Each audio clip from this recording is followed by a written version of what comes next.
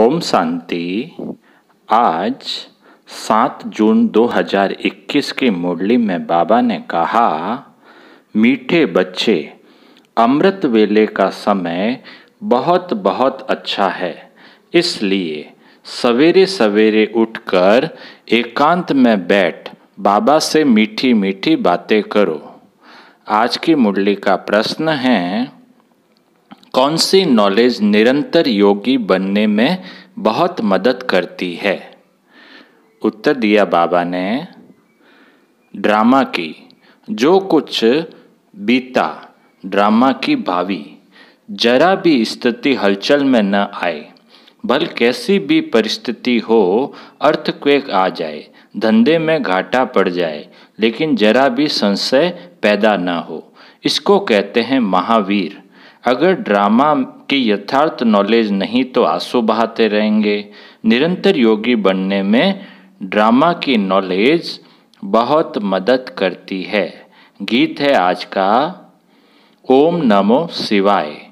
अब सुनते हैं आज की मुरली विस्तार से। ओम शांति। बच्चे अब अच्छी रीति समझते हैं, पतित दुनिया का अब अंत हो रहा है, पावन दुनिया की आदि हो रही है। यह सिर्फ तुम बच्चे ही जानते हो और बच्चों को ही यह डायरेक्शन व श्रीमत मिलती है। कौन देते हैं? ऊंचते ऊंच भगवान समझाते रहते हैं कि पतित से पावन बनना है। यह नॉलेज तुम्हारे लिए है और तो सब पतित है। यह पतित दुनिया विनाश जरूर होनी है। पतित कहा जाता है विकारी को, पतित कहा जाता है विकारी को। बाप समझाते हैं कि तुम जन्म जन्मांतर एक दो को दुख देते आए हो, इसलिए तुम आदि मध्य अंत दुख पाते हो। एक दो को पतित बनाते हो। पुकारते भी हैं कि हम पतित है, परंतु बुद्धि में पूरा बैठता नहीं है। कहते भी हैं पतित पावन आओ, परंतु फिर भी पतितपना छोड़ते नहीं हैं। अभी तुम समझते हो सारी बात है पावन बनने की। यह समझाने वाला भी तो कोई चाहिए। समझाने वाला है ही एक, बाकी ये जो गुरु लोग हैं ये किसको पावन बना नहीं सकते।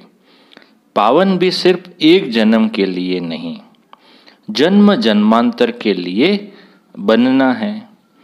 तुम्हारे में भी जो ज्ञानवान हैं वे तीखे होते हैं, ड्रामा अनुसार वह नूंद है। तुम्हारे में भी महावीर पना चाहिए, वह आएगा बाप की याद में रहने से। बाप बहुत अच्छी रीति बैठ समझाते हैं। जैसे बाबा कहते हैं कि सवेरे उठकर याद करो, वह समय बहुत सुंदर है याद करने का, जिसको प्रभात कहा जाता है। भक्ति मार्ग में भी कहते हैं, राम सिमर प्रभात मोरे मन। बाप भी कहते हैं, सवेरे उठ बाप को याद करो तो बड़ा मजा आएगा। बाप की याद में बैठ यही ख्याल करना चाहिए कि कैसे किसको समझाएं। अमृत वेले का वायुमंडल बड़ा शुद्ध रहता है। दिन में तो गोरख धंधा रहता है, रात को 12 बजे तक तो विकारी वायुमंडल रहता है। साधु संत भक्त आदि सब भक्ति भी प्रभात को करते हैं। सभी भक्ति भाव कब शुरू होता है? सुबह सुबह ही होता है ना, प्रभात में। यूं तो याद दिन में भी कर सकते हैं, धंधे में भल रहें। बुद्धि का योग जिस देवता का पुजारी होगा उनके पास होगा, परंतु ऐसा किसका रहता नहीं है। भक्ति मार्ग में सिर्फ दर्शन के लिए मेहनत करते हैं, मिलता कुछ भी नहीं। उनको भी भक्ति करते करते तमो प्रधान बनना ही है। भक्ति मार्ग में भी शिव पर बलि चढ़ाते हैं, जिसको काशी कलवट कहते हैं। शिव को याद करते करते कुएं में कूद पड़ते हैं, शिव के ऊपर बलि चढ़ाते हैं। वह है भक्ति मार्ग की बलि, यह है ज्ञान मार्ग की बलि। वह भी मुश्किल, यह भी मुश्किल। भक्ति मार्ग में इससे कुछ फायदा नहीं। यह जैसे आत्मा अपने शरीर का घात करती है। यह कोई ज्ञान नहीं है। वह भी कह देते आत्मा सो परमात्मा। आत्मा अभिमानी तो एक बाप ही है, जो बच्चों को समझाते हैं कि परमात्मा तो मैं एक ही हूँ। हम आत्मा सो परमात्मा कहना ये बड़े से बड़ी झूठ है। यह तो हो नहीं सकता। बाप कहते हैं मैं आता ही हूँ पतितों को पावन बनाने, सो पावन बना रहा हूँ। बाकी तो ड्रामा में जो होना है सो होगा ही। समझो अर्थक्वेक होती है, छत गिर जाती है, कहेंगे भावी। कल्प पहले भी ऐसा हुआ था, इसमें जरा भी हिलने की दरकार नहीं। ड्रामा पर पक्का खड़ा रहना है, इसको ही महावीर कहा जाता है। एक्सीडेंट आदि तो ढेर के ढेर होते रहते हैं, फिर किसकी रक्षा करते हैं क्या? यह तो ड्रामा में नूंद है। ऐसा ही ड्रामा में पार्ट है। जो ड्रामा को नहीं जानते वह देह को याद कर आंसू बहाते हैं। वह कभी शिव बाबा को याद नहीं कर सकते, क्योंकि शिव बाबा से प्यार नहीं है, सच्ची प्रीत नहीं है। बाप के साथ तो पूरी प्रीत होनी चाहिए। शिव बाबा के साथ प्रीत बुद्धि तुम कल्प कल्प बनते हो। देवताओं की बाप के साथ प्रीत बुद्धि थी ऐसे नहीं कहेंगे। उन्होंने इस प्रीत से वह पद पाया है, वहाँ तो मालूम भी नहीं रहेगा। सारे कल्प में तुमको शिव बाबा का पता भी नहीं रहता है जो प्रीत रख सको। अभी बाप ने अपना परिचय दिया है। अब बाप कहते हैं कि और संग तोड़ मुझ एक साथ जोड़ो। यह विनाश काल तो जरूर है, यह भी तुम बच्चे जानते हो। मनुष्य तो बिल्कुल ही घोर अंधियारे में है। तुम अभी समझते हो हमको तो बाप से पूरा वर्षा लेना है। याद बिगर सतो प्रदान नहीं बन सकेंगे। सर्जन बन अपने रोग को देखना है। श्रीमत पर देखना है कि हमारी बाप के साथ कितनी प्रीत है। अमृत वेले ही बाप को याद करना अच्छा है। प्रभात का समय बहुत अच्छा है। उस समय माया के तूफान नहीं आएंगे। रात को 12 बजे तक तपस्या करने का कोई फायदा नहीं है, क्योंकि टाइम ही गंदा होता है। वायुमंडल खराब रहता है, तो 1 बजे तक छोड़ देना चाहिए। 1 के बाद वायुमंडल अच्छा रहता है। बाप कहते हैं अपना तो है ही सहज राजयोग, भल आराम से बैठो। बाबा अपना अनुभव भी सुनाते हैं। कैसे बाबा से बातें करता हूँ। बाबा कैसा वंडरफुल ये ड्रामा है। आप कैसे आकर पति से पावन बनाते हो, सारी दुनिया को कैसे पलटाते हो। बड़ा वंडर है। जैसे बाप को ख्याल आते हैं वैसे बच्चों को भी आने चाहिए। कैसे मनुष्यों का बेड़ा पार करे अथवा कैसे नैया पार करे। बाप कहते हैं तुम पुकारते रहते हो, हे पतित पावन आओ। अब मैं आया हूँ, अब तुम पतित न बनो। पतित होकर सभा में आकर नहीं बैठो, नहीं तो वायुमंडल अशुद्ध कर देते हो। बाबा को मालूम तो पड़ता है। दिल्ली में, बॉम्बे में ऐसे विकार में जाने वाले आकर बैठ जाते थे। गाया हुआ है असुर आकर विघ्न डालने बैठते थे। विकार में जाने वालों को असुर कहा जाता है। वायुमंडल को खराब करते हैं, उनके लिए सजा बहुत कड़ी है। बाबा समझाते तो सभी बातें हैं, फिर भी अपना घाटा करने के सिवाय रहते नहीं। झूठ भी बोलते हैं, नहीं तो फौरन लिख देना चाहिए बाबा हमसे यह भूल हुई, क्षमा करना। अपना पाप लिख दो, नहीं तो वृद्धि को पाते रहेंगे और रसातल में चले जाएंगे। आते हैं कुछ लेने के लिए और ये कान कटा लेते। यह भी ड्रामा में पार्ट है। ऐसे असुर कल्प पहले भी थे, अब भी है। अमृत छोड़ विष पीते हैं, अपना भी घात करते हैं और औरों को भी नुकसान पहुंचाते हैं। वायुमंडल खराब कर देते हैं। ब्राह्मणियाँ भी सब एक समान नहीं हैं। महारथी, घोड़े सवार, प्यादे सब हैं। तुम बच्चों को अथाह खुशी होनी चाहिए। बाबा मिला और बाकी क्या? हाँ, अपने बच्चों आदि को जरूर संभालना है। बाबा कहते हैं अपने बच्चों आदि को जरूर संभालना है। ऐसे नहीं कि बाबा ये सब आपके हैं, अब आप संभालो, हम तो आपके बन गए। बाप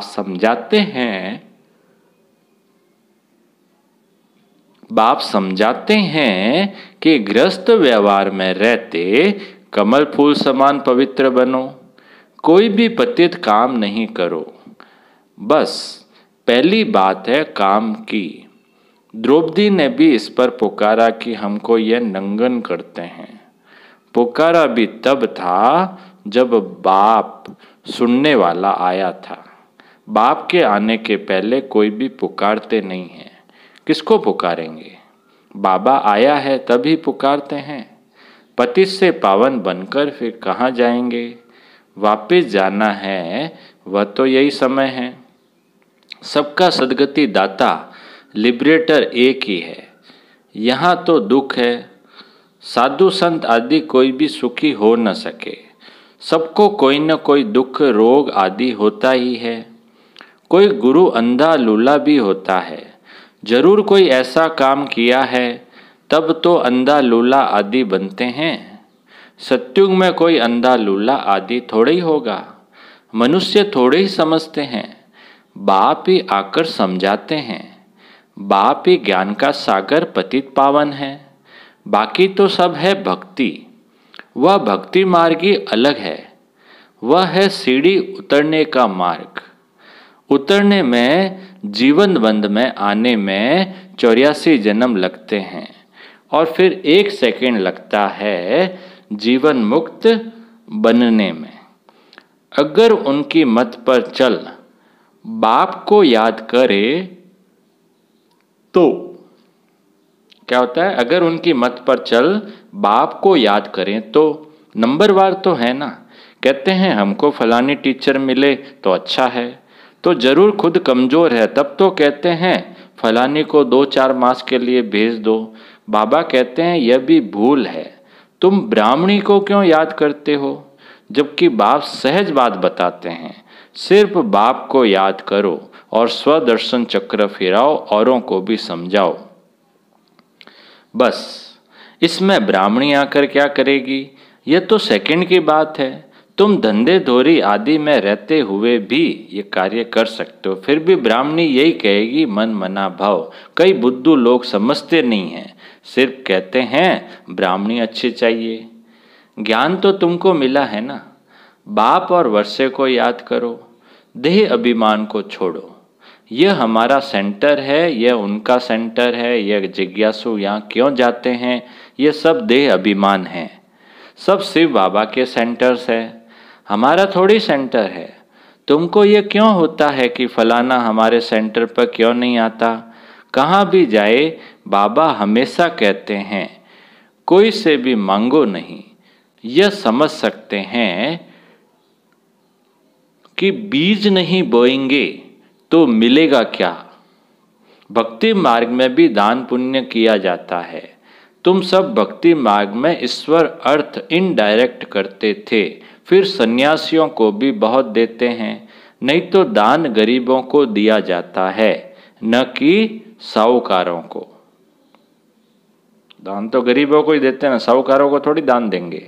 इसमें अनाज का दान सबसे अच्छा होता है। सो भी बाप समझाते हैं दान करने से दूसरे जन्म में उसका फल मिल जाता है। ईश्वर ही सबको फल देते हैं, साधु संत आदि कोई रिटर्न नहीं दे सकते। देने वाला एक ही बाप है, किसके भी थ्रू देवे। बाप समझाते हैं कि तुम ईश्वर अर्थ देते थे तो भी दूसरे जन्म में तुमको एवजा दिलाते थे। अभी तो मैं डायरेक्ट आया हूं, अभी तुमको 21 जन्म के लिए रिटर्न मिलेगा। फिर तो मौत सामने खड़ा है। भक्ति मार्ग में तुमको ऐसे नहीं कहते थे कि मौत सामने खड़ा है इसलिए अपना सफल करो, नहीं। तो अब बाप समझाते हैं जिसको भी चाहिए ये रूहानी हॉस्पिटल खोल दो। बाबा क्या कहते हैं, जिसको भी चाहिए ये रूहानी हॉस्पिटल खोल दो। कोई कहते हैं मकान बनाएं उसमें ये हॉस्पिटल खोलें। बाप कहते हैं आज मकान बनाओ और कल मर जाओ तो ये सब खत्म हो जाएगा। शरीर पर भरोसा नहीं है, जो है उसमें ही तब तक एक कमरा रख दो जिसमें रूहानी हॉस्पिटल रूहानी कॉलेज बनाओ। बहुतों का कल्याण करेंगे तो बहुत ऊंच पद पाएंगे। अच्छा बाप दादा बोले, मीठे मीठे सिखिलदे बच्चों प्रति मात पिता बाप दादा का याद प्यार और गुड मॉर्निंग। रूहानी बाप की रूहानी बच्चों को नमस्ते। हम रूहानी बच्चों की रूहानी बाप दादा को याद प्यार गुड मॉर्निंग और नमस्ते नमस्ते नमस्ते। सदा रहेंगे हंसते हंसते, बन जाएंगे फरिश्ते। वाह बाबा वाह, वाह मेरा भाग्य। अब पूरी मुरली में से धारणा के लिए मुख्य सार। पहला पॉइंट, श्रीमत पर अपने आप को देखना है कि इस विनाश काल में मेरी एक बाप से सच्ची प्रीत है और सब संग तोड़ एक संग जोड़ी है। कभी कोई विकर्म करके असुर तो नहीं बनते। ऐसी चेकिंग कर स्वयं को परिवर्तन करना है। दूसरा पॉइंट है धारणा का, इस शरीर पर कोई भरोसा नहीं, इसलिए अपना सब कुछ सफल करना है। अपनी स्थिति एक रस अचल बनाने के लिए ड्रामा के राज को बुद्धि में रख कर चलना है।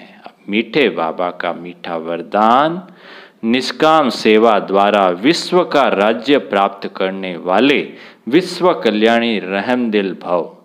निष्काम सेवा द्वारा विश्व का राज्य प्राप्त करने वाले विश्व कल्याणी रहमदिल भव। विस्तार, जो निष्काम सेवाधारी है उन्हें कभी यह संकल्प नहीं आ सकता कि मैंने इतना किया, मुझे इससे कुछ सान मान व महिमा मिलनी चाहिए।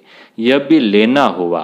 दाता के बच्चे अगर लेने का संकल्प भी करते हैं तो दाता नहीं हुए। यह लेना भी देने वाले के आगे शोभता नहीं। जब यह संकल्प समाप्त हो तब विश्व महाराजन का स्टेटस प्राप्त हो। ऐसी निष्काम सेवाधारी बेहद का वैरागी ही विश्व कल्याणी रहमदिल बनता है। स्लोगन है, अपनी गलती दूसरे पर लगाना यह भी परचिंतन है। अपनी गलती दूसरे पर लगाना यह भी परचिंतन है। अच्छा, ओम शांति।